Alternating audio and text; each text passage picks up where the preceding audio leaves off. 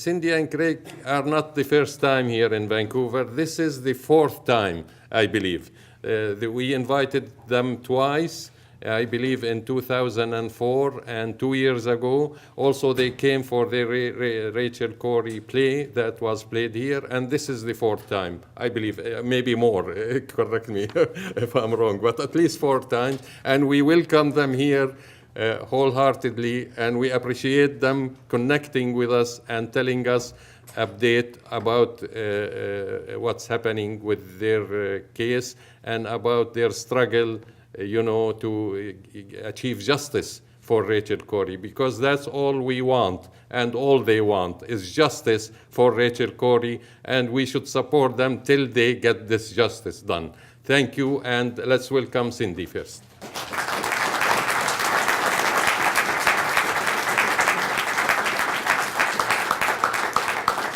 Hello, everyone. It's so great to be back here again and to see a lot of familiar faces and new faces as well.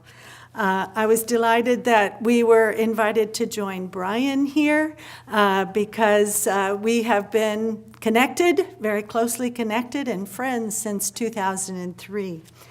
I don't think that you probably know. I remember very well the day that I heard what happened to Brian, because it was just weeks after Rachel had been killed. And it was the first of several really enormous blows that came in the aftermath of what happened to Rachel, where it just felt to me like it was happening all over again, to hear about another young person and an ISMer that was so violently attacked. And I want you to know that there were some things about that were almost haunting. Craig and I had been in North Carolina at the time when Rachel was killed.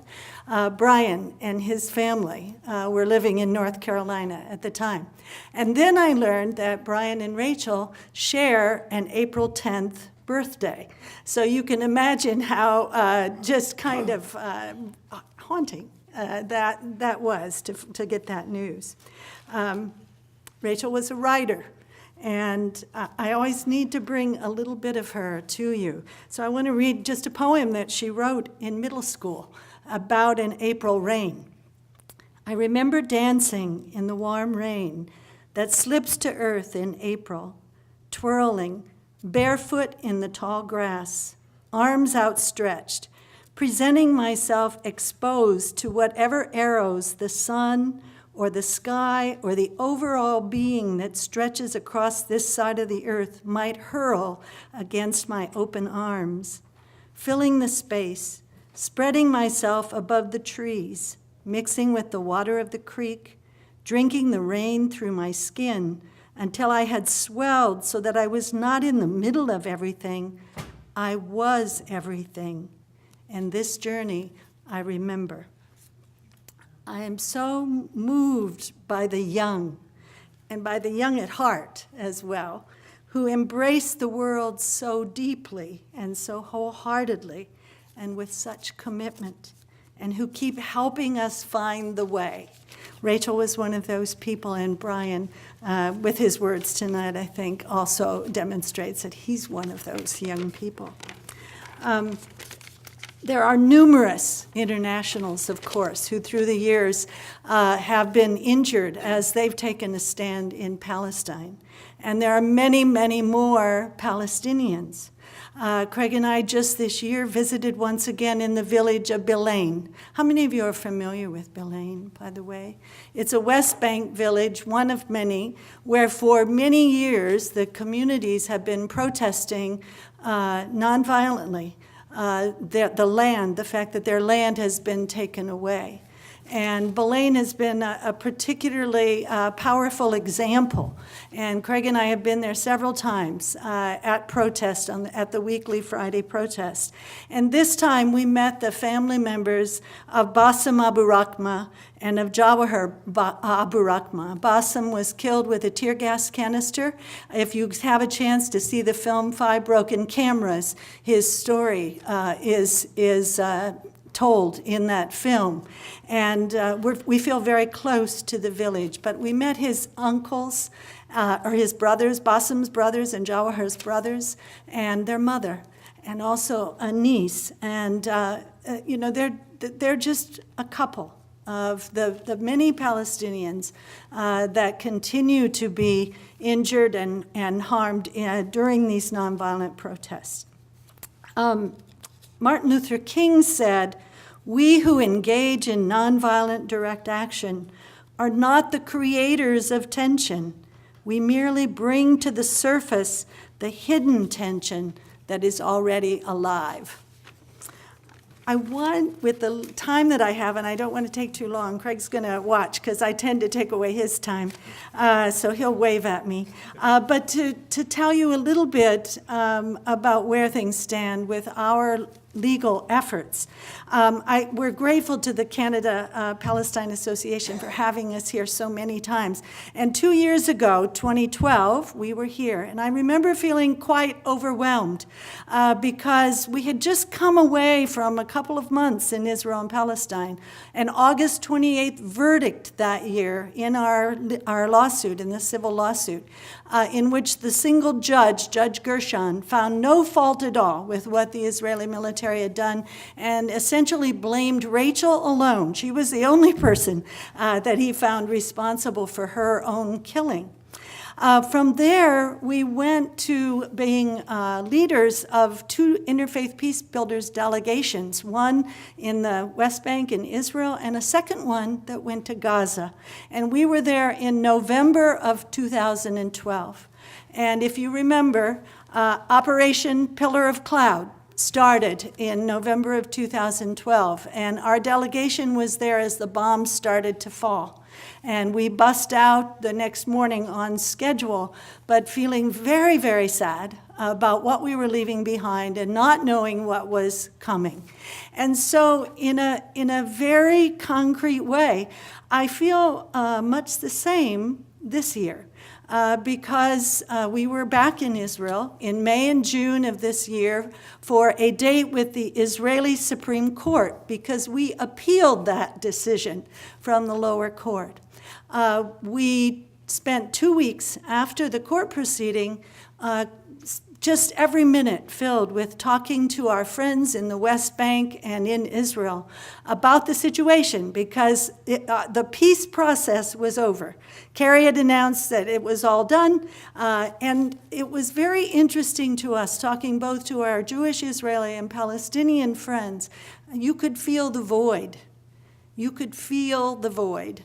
And when I asked people, what are you expecting? I remember Mazen Kumsia, I suspect that he's been in this community, and he said to me, there's very, very deep pent-up anger. It's going to explode. It's going to erupt at some point. And we tried to get into Gaza. We were denied by Israeli officials, even though we had a quite cordial correspondence for about a week with the border officials through Erez Crossing, which is the only way to go from Israel into Gaza. But we were denied. We did not meet their criteria for who gets to go into Gaza. And that was very, very disappointing. When we came home, we were home just a short time, and then we saw Operation Pillar of Cloud erupt. And of course, like all of you, I bet many of you in this room couldn't believe, waited every day for it to end. And it just seemed like it endured all summer. It was very disturbing, and now we continue to be connected. So I feel so much, it's like deja vu again, and I think that this thing that we felt couldn't happen again, it did, and it was worse than ever. And so we definitely have our work cut out for us. Very quickly, let me talk a little about the trial. We were in the Israeli Supreme Court in Jerusalem on May 21st. This was 9 years after our court proceedings started. We filed our lawsuit in 2005, and it took until the end of 2012 for us to get a verdict in the courts. not the verdict that we would have wanted. And so then with our appeal, we were back for just a single-day session, a half-day session. Craig said at the time that we sought accountability in Israeli courts only to be handed a verdict that showed blind indifference to the rights of the victim and little interest in seeking truth and justice. Just a little bit of background for you. During the court proceedings that were held in Haifa District Court, there were 23 witnesses, 15 hearings, and the proceedings were spread over 16 months. We had testimony that showed that there was a serious chain of command failures. There was a commander on the ground, the highest person on the ground, who testified that he had called to ask for the operations to end the day that Rachel was killed because there were 7 internationals there trying to prevent home demolitions, and they knew it was dangerous. The people on the ground knew it was dangerous, but he was denied that. He was told by commanders higher up that they must not let the internationals interfere with their work, and so it continued. There was a colonel who testified in our trial that there are no civilians in war. That was his opinion, completely counter to international law. The lead investigator in the military police investigation in Rachel's case said under oath that he believed that they were at war with all in Gaza, including the peace activists. So this was the person that was supposed to produce an investigation that was thorough, credible, and transparent. There were flaws in the investigation itself. They failed to question key witnesses, to secure video. Only segments of that video were made available to the court. This is Israeli camera video that they had. Very fuzzy, but still informative. And it was actually released to senior commanders for a week before it was taken back by the investigators in the case. There was no attempt to address conflicting testimony that came through, the conflicting testimony between what people had said in their written testimony in 2003 and what they said in the court and so forth. And then on August 28th, we have this verdict in which the judge completely takes the state's position, absolutely 100%, and said that the government and the military, whom we were suing, not individual soldiers, but the government and the military, had no responsibility that Rachel was killed as an act of war. The verdict was condemned by Amnesty International, by President Carter, by Richard Falk, who was the UN rapporteur for Palestine at the time, and by many others, including Israeli groups, and Israeli Committee Against House Demolitions is one. Jeff Helper wrote a wonderful piece at the time. At the appeal, let me just quickly tell you what happened that day.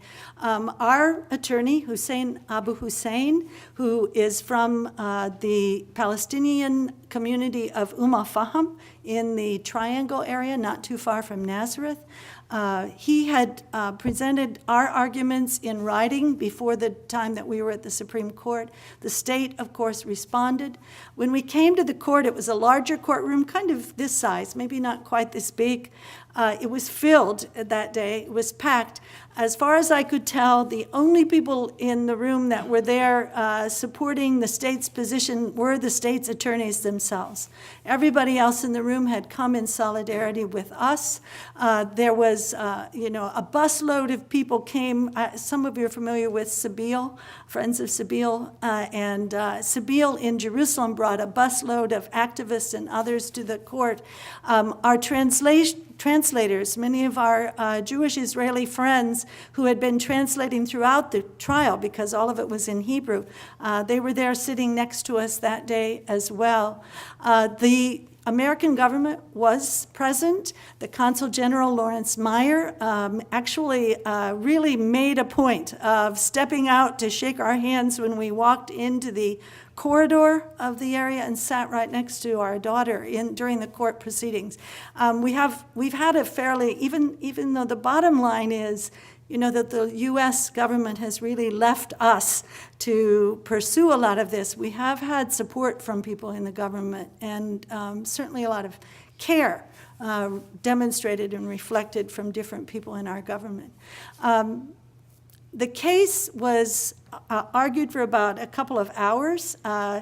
There were 3 justices. The deputy president of the court was one, another woman and another gentleman. Miriam Naor is the deputy president of the court. Esther Hayut, one of the justices, and Zavi Zilbertal, another justice. Now we wait for their verdict and for their decision. And our attorney, Hussein Abu Hussein, told us it could be months, and that could extend to many months because there are no deadlines with the Israeli courts. Another difference from how it is in the US, I'm not sure how it is here in Canada. I'll just say that we, as a family, feel that we have accomplished a lot that we set out to do. We address the responsibility we feel, not just of the soldiers who were inside that bulldozer, although they have responsibility, but really the responsibility of the entire military, of the government, and even of the courts in this case. There was a lot of media attention to the case. Certainly, I know that it's very quickly in and out of the news here. But when we were on the ground, both for the district proceedings on some key occasions and also at the Supreme Court, there was a lot of media interest internationally and even quite a lot from the U.S. The verdict, of course, as I said before, was condemned by some very key organizations and key spokespeople. I just want to close with something that was written about the trial, about the outcome from Adam Keller, who is a longtime Jewish Israeli activist, someone who really strongly opposes the positions of his government. And this is what he wrote about the outcome. The bulldozer driver and his commander had a very limited field of view. They could not notice the deceased. One might add that also the commander of the commander had a very limited field of view. And even the commander of the commander of the commander, a very limited field of view, in which only the immediate military considerations and objectives could be seen. A very limited field of view in which human beings could not be seen. A living city could not be seen as it was being destroyed and razed and erased and made into a sterile zone. A very limited field of view where it was not possible to see a young woman who followed the dictates of her conscience and came all the way from the west coast of the United States to Rafah in the Gaza Strip to risk her life in a desperate act of protest. Thanks very much.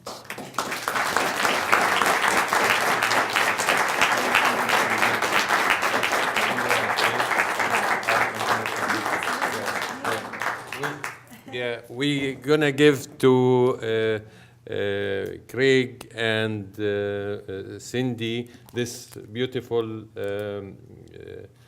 painting by Ibrahim Shalabi, again, who passed away last year, in appreciation for all the hard work and all the support they are doing for the Palestinian struggle, and foremost for bringing those war criminals to justice. Thank you.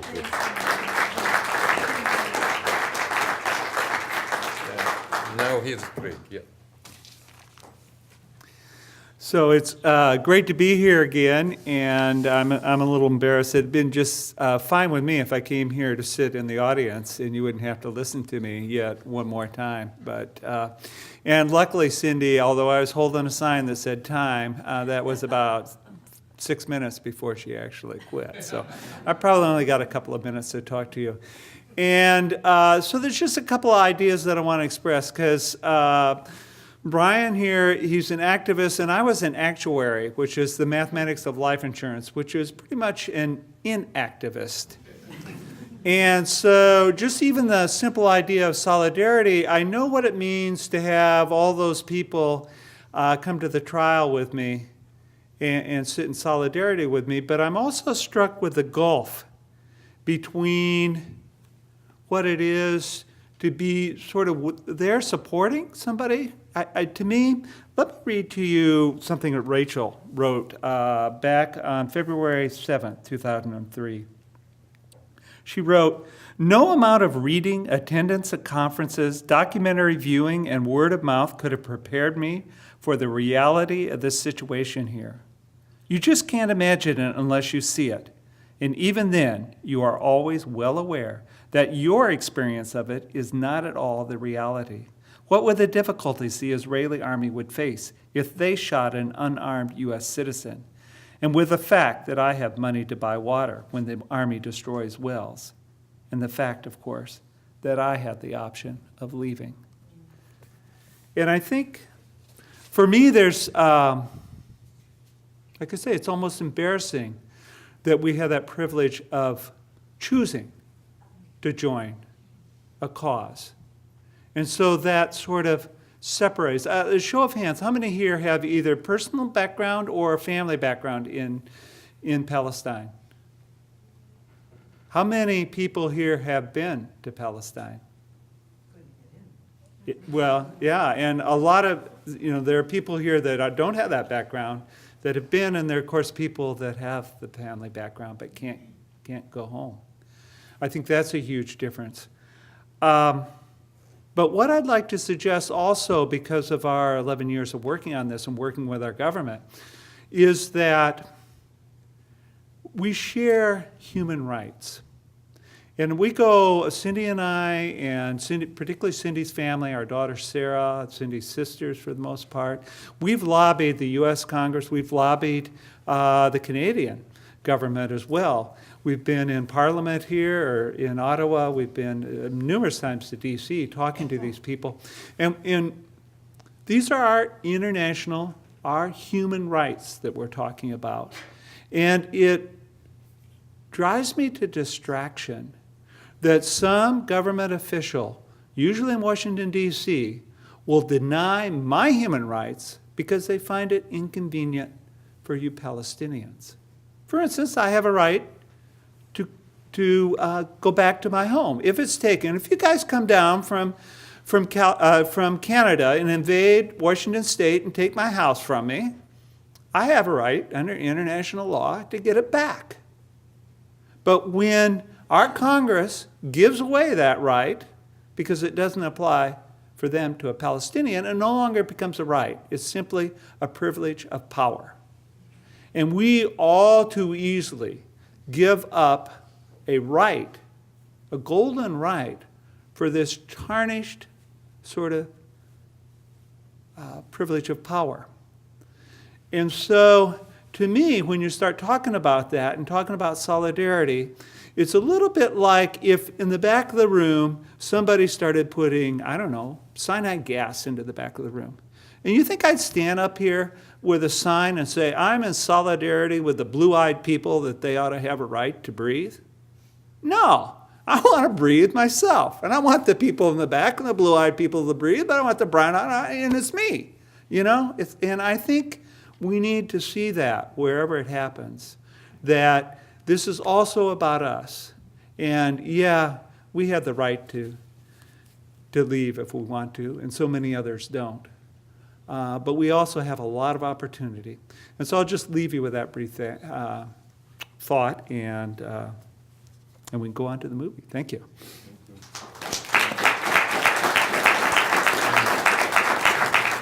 We thank our guest speakers for their presentations. And really, before we go into the movie, we want to just draw attention that, to do really concrete work, we have to inspire ourselves and others to really join the boycott, divestment, sanction. The movement is growing, and is growing faster than the South African boycott movement that was in the 80s and the 70s and the 80s and early 90s. So and this is by their admission, by the South African activists' admission, that the Palestinian movement is growing tremendously and gaining support all over the world. And really, it is hurting Israel to the point where, according to Amnesty International,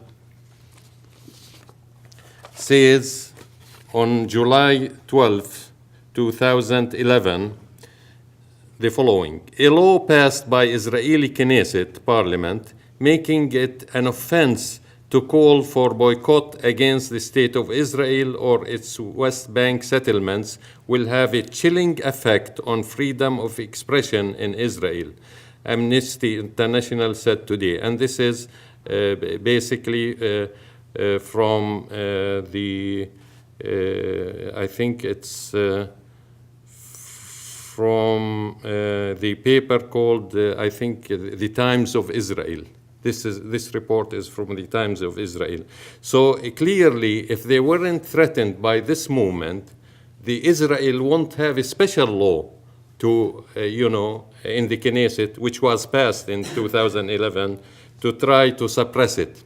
Also, I'll just remind you, last November, a year ago almost, U.S. Secretary of State John Kerry launched an unusually bitter public attack on Israeli policies in the West Bank Thursday, warning that if current peace talks fail, Israel could see a third intifada and growing international isolation, and that calls for boycott, divestment, and sanction would increase.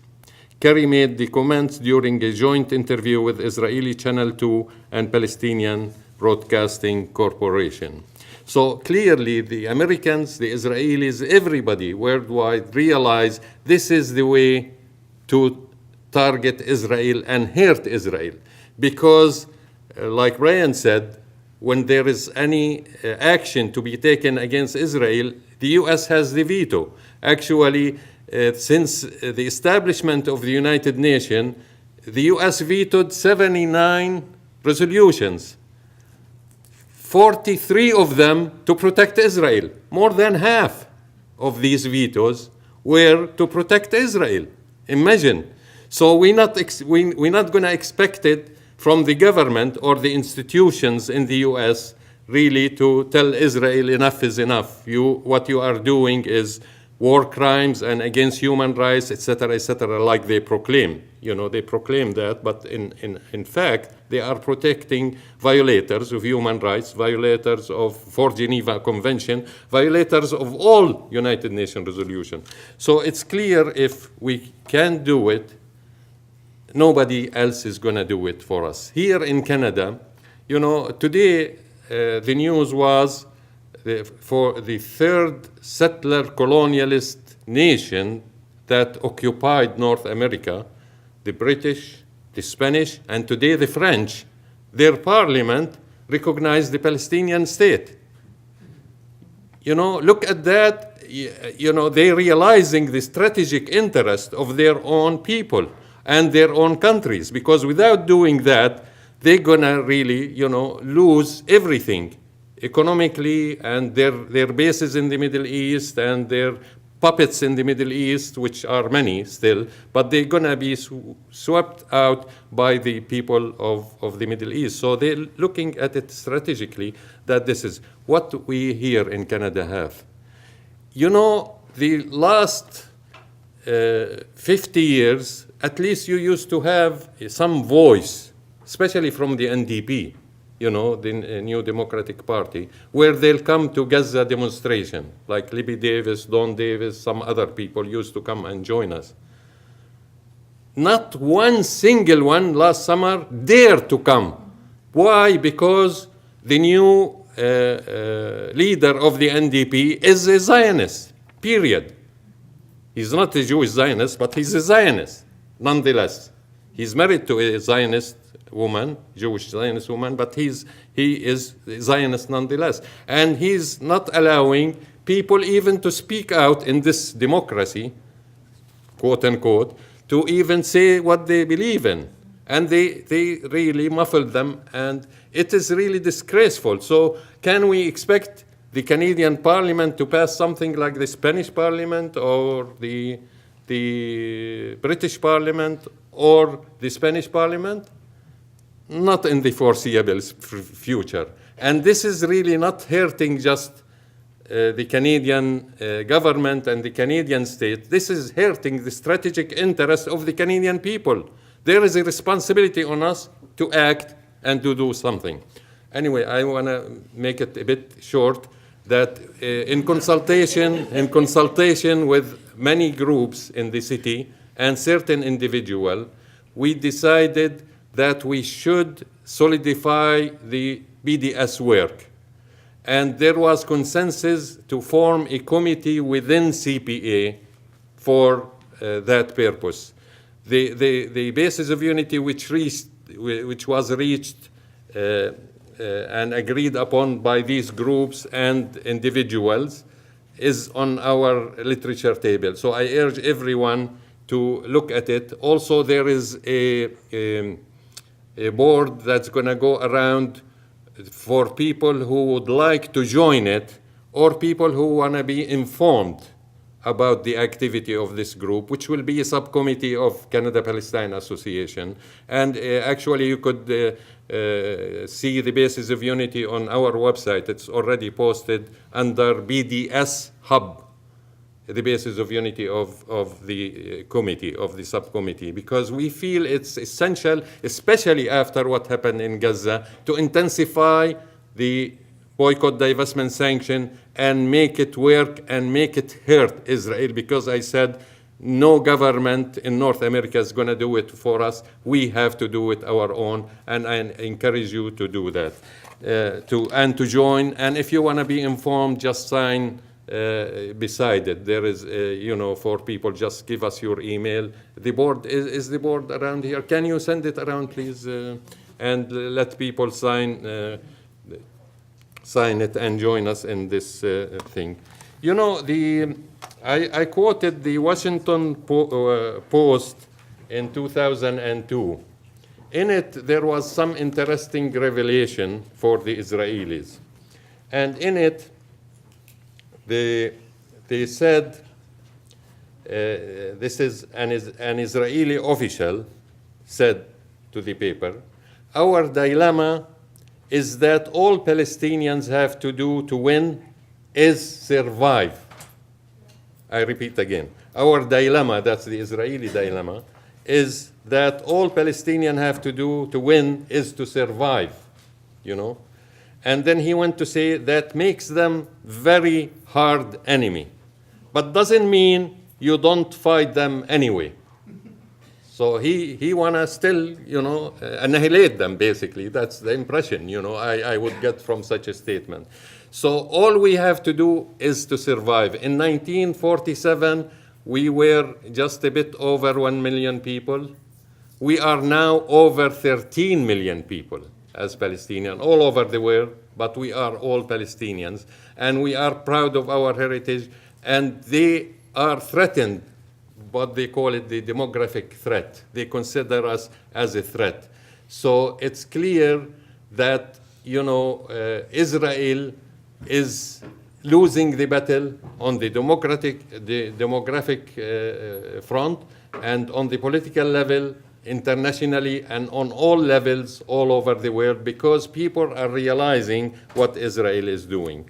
The film, we chose the film basically to show how the people in the West Bank are in dilemma and how they're trying to produce their own. It relates to the boycott, divestment, sanction, and the feeling that when they buy an Israeli product, how they feel about it, and all the organic growing that they do in Batir and in other places. So it'll give us an idea that to support them also, it's not enough to just do boycott, divestment, sanction. It's also important to buy their products. We have some of it in the literature table. I urge you to do support work. We don't make much money on these products, Even if we do, it goes to the Canada-Palestine Association, which goes into the support work anyway. But we're trying to encourage the farmers and the producers and the